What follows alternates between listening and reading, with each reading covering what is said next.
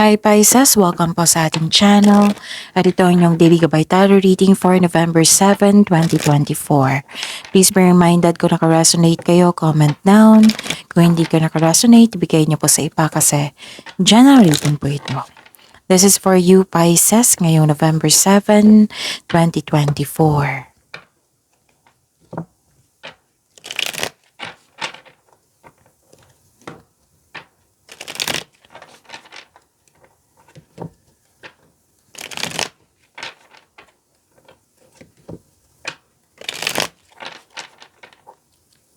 Para po ito sa inyo Pisces ngayong November 7, 2024. Maraming salamat po sa inyong patuloy na suporta at maraming salamat din po sa mga hindi nag-skip ng ads.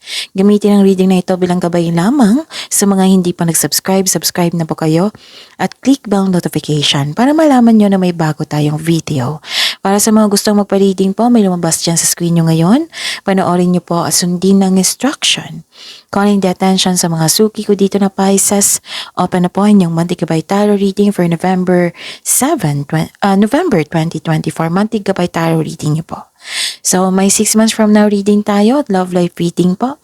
So, message me, Pisces, for schedule. Maraming salamat po. Spirits Guide, mga ganap po para kay Pisces ngayong November 7, 2024. I need 3 cards po.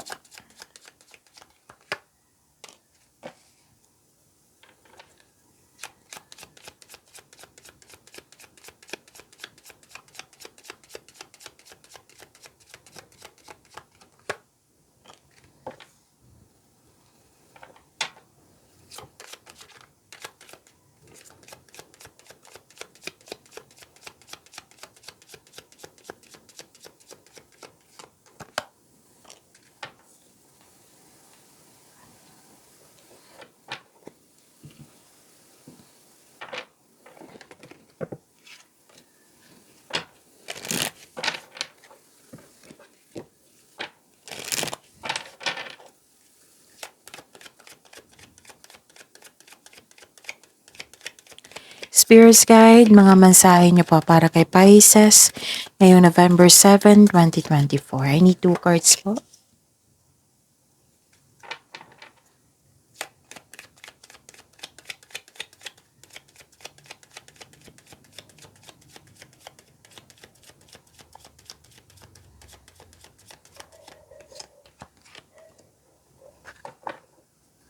Okay. Pisces, ngayong November 7, 2024, nakikita ko dito na may energy ng isang babae dito na malaki ang kanyang influence sa araw na ito.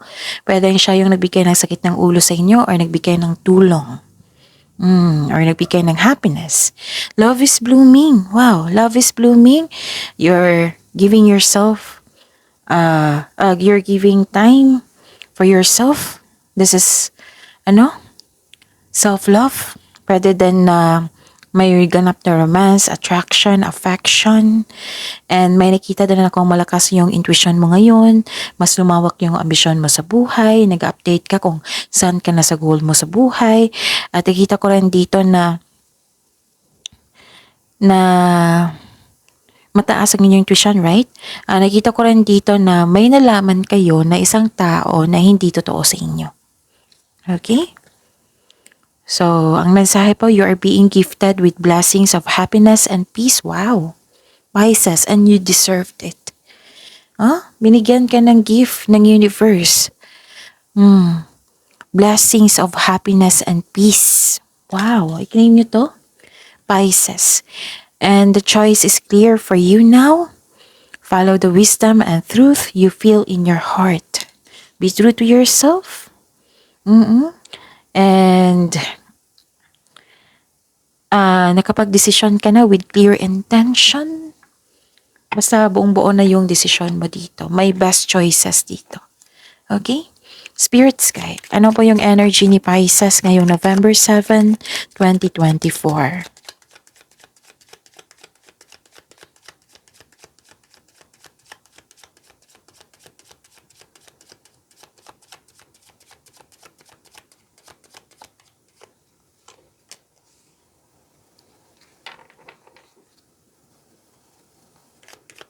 and the clarification of this card po.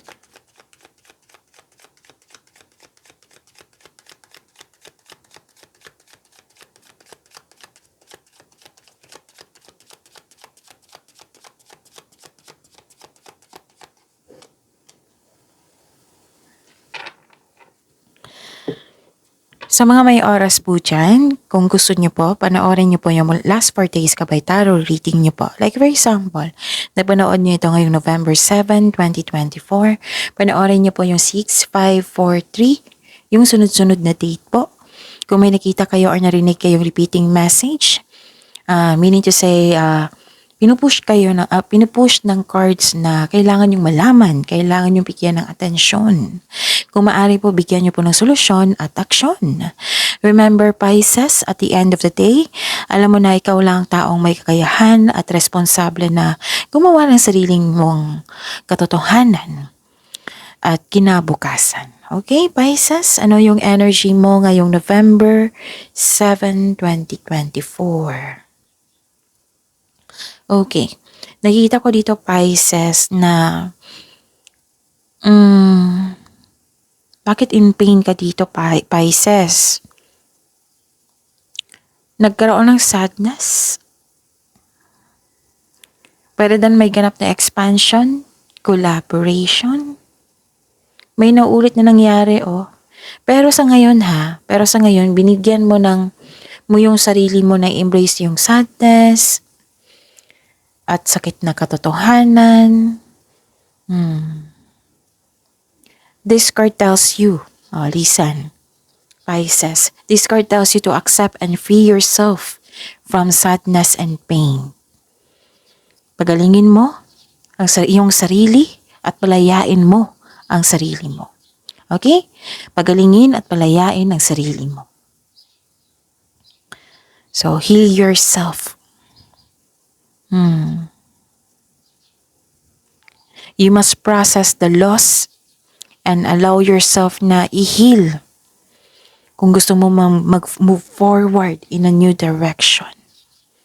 Okay? So, healing ay kailangan dito. Siguro nalungkot ka sa mga pangyayari, pero I believe mag-move forward ka dito kasi niyakap mo yung pakiramdam na yan eh. This is good sa pag-process ng emotion mo. Kailangan kasi embrace mo yung nararamdaman mong lungkot, disappointment, at i-release mo to move forward. Okay? So, yun. Accept and free yourself. You deserve this freedom. You deserve to heal yourself. So, bigyan ng panahon ng iyong sarili yung to heal yourself. Alagaan ang sarili. And you deserve to be happy. So look to the future with hope for new experiences. Hindi ibig sabihin nasaktan ka noon, masasaktan ka ngayon. No, hindi ibig sabihin na ganyan. Kasi kukunin mo yung learnings mo sa nakaraan para beware na kayo. Maiwasan nyo yung mga pangyayaring na trauma sa nakaraan. Okay? Basta matuto lang po sa learning journey nyo. Ano pa? Nakikita ko rin dito, Pisces, na may concern kayo sa isang tao na materialistic, or hindi nagbigay ng halaga, yung lack of appreciation. And please know na nag-remind ang card nyo po dito na wag po daw kayo mag-overspend sa work, yung overtime, na wala lang time mag-relax. So, balansehin po daw ang oras. Kaya pala dito may advice na free yourself. Kaya pala may lumabas dito na self-love. So, give time para sa inyong sarili at sa inyong pamilya. Magpahinga kung kailangan po. Kaya pala binigyan ka ng blessings dito, of happiness and peace kasi deserve mo yan, Pisces. Okay? Spirit's Guide, Career and Money po ni Pisces ngayong November 7, 2024.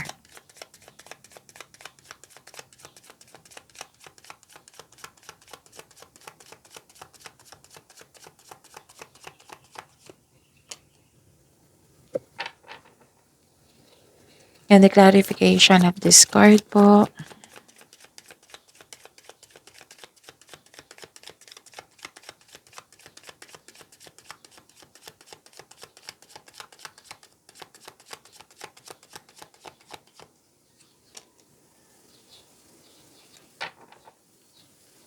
Okay, sa career and money niyo po, Pisces.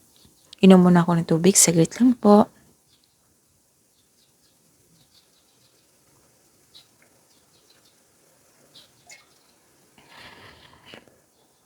Okay. May nakita ko ditong sa career and money nyo ha. Diba may sabi ako sa inyo na may malaman kayo, mas tuklasan nyo po yung taong hindi totoo sa inyo. Diba may sabi ako kanina dito? Andito siya. Sa career and money nyo. May confusion din ako nakita dito. This is a warning. May binigay na warning ang card nyo po na magkaroon ng obsession sa isang bagay or tao. Pwedeng concern nyo to or concern mo sa isang tao. Maari din na may gusto kang bilhin. Na kailangan po daw ng pag-control dito. Sabi po ng card. So this card sent you a warning na control yourself. Baka nagkaroon ng paggasta na hindi mo naman kailangan. Tapos mag-iingat talaga kayo kasi lumabas to yung mapanilang na tao na may gustong kunin sa'yo. Be wiser. Okay? Put boundaries. Hindi na kailangan na magalit. Basta put boundaries na kailangan na magiging yung wala siyang idea sa'yo. Kung tao ito ha, kung wala siyang ideas sa'yo, do not allow talaga. For your peace of mind yan. Magagawa mo yan, Pisces. Ako nga, nagawa ko yan. Oo. Tunay, peace of mind yan. Basta mag-put ka ng boundaries or limit yourself na walang idea talaga yung taong yan na nagbibigay ng toxicity sa'yo, toxic traits. Okay? Do not allow this person. And, nakikita ko dito na nagbigay ka ng, wow, may growth po dito, oh. Pisces, nagbigay ka din ng pasensya. Actually, nakikita ko dito na disappointed ka sa current situation mo ngayon o current job mo or situation nyo ngayon, status nyo ngayon. Feeling mo dapat mag-level up ka na. Gusto mo ng changes dito. So, this card tells you na parte ito ng proseso. Magtiwala po. Have faith.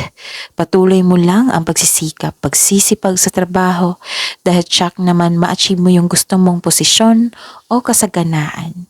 So, stay patient po. Malapit mo naman ito, malapit mo nang maabot ang iyong goal sa buhay. You are very close to see the tangible results sa inyong effort. Huwag kayong mag-give up. Basta panatilihin na maging positibo, stay positive, and be grateful. Parating na ang resulta sa inyong sipag at tsaka. Naghihintay at malapit ka nang mag-harvest. Diba? Ang ganda. Huwag po daw kayo magmadali kasi nakita ko dito parang nagmamadali kayo. So, one at a time lang po daw. Don't rush things. Huwag kayo magmadali. So, kailangan ng mahabang pasensya dito. Na may plano dito. Planning, contemplation, may nakita kong ganyan. Basta mapagpasensya at patuloy mo lang yung mga ginagawa mo dyan. Pagsisipag sa trabaho. Okay? Yon. Spirit's Guide, Love Life, Self-Love, Partnership, and Romance ni Pisces. Ngayong November 7, 2024.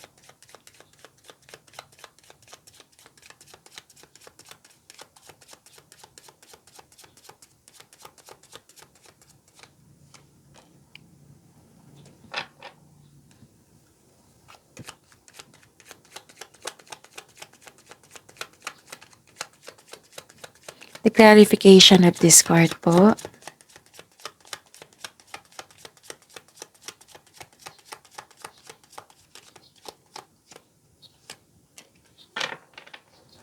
Okay. Pisces, maraming salamat po sa patuloy na tiwala at suporta sa ating channel. At maraming salamat din po sa mga hindi nag-skip ng ads. Ano ito? Okay. Pisces, this is a, okay. This is a repeating message na pinupush ng cards dito na kailangan nyong kontrolin yung sarili nyo. Pwedeng sa isang tao.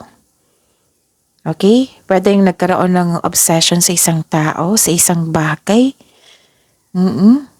So, pinapaalala dito, pinupush ng cards na kailangan kontrolin yung sarili nyo or concern mo sa isang taong ito. So, time for reflection ay kailangan ito. Okay? Kung ito ay tungkol sa inyo, time for reflection ay kailangan yan. Kung hindi nyo alam kung paano magproseso nito, i-search nyo yan sa Google. Time for reflection. Makakatulong yan lalo na sa pag-stop ng overthinking. Pag-stop ng pag-alala. May solusyon dyan, may pahinga dyan. So, search nyo, assignment nyo yan. Okay.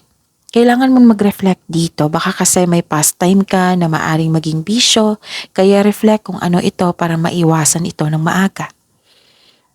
Yan yung advice ng card dito. Remember, pwedeng tungkol ito sa'yo. So, time for reflection ay kailangan. Pwedeng tungkol to sa concern mong tao.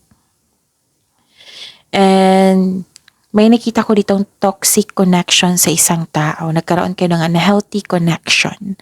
Pwedeng sa karelasyon mo ito. Pwedeng relasyon mo sa isang kaibigan. Pwedeng sa relasyon mo sa inyong kapamilya. Yung parati mong kasama. May nakita rin ako ditong maaring naging lust over love. Pwede din na may controlling partner kayo. Pwedeng ito sa inyo. Pwedeng sa concern mo. Pwedeng sa concern mo sa isang tao. Naging controlling partner po. So, yun. At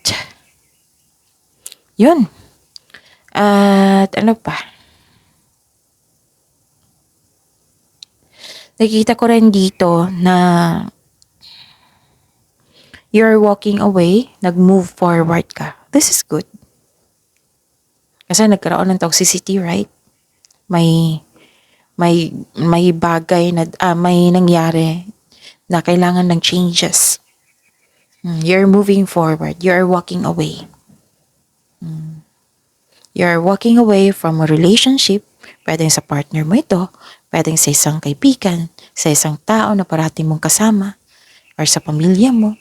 You're walking away from a relationship that no longer serves you. Posibleng nagkaroon talaga ng toxic connection. Dalawang card na po kasi nagsabi dito.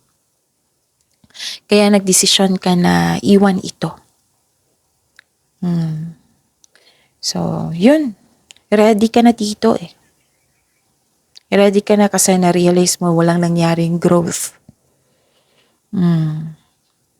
May pag-atras, pagtakas sa isang sitwasyon, bagay man, lugar o tao.